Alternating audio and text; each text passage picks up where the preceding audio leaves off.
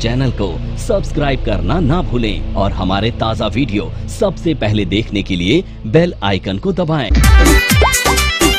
झारस जब बाल सैया जी लहकस कमाल सैया जी बगल से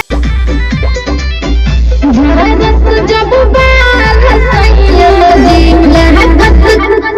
फिर से शुरू से ही है।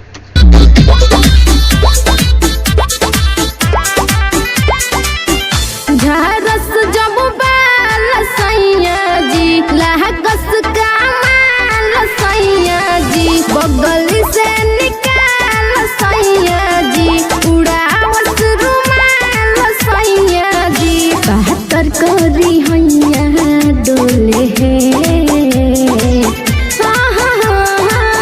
नदिया के बीच जैसे नैया डोले वो सही मोर सैया डोले है नदिया के बीच जैसे नैया डोले वो सही मोर सैया डोले है।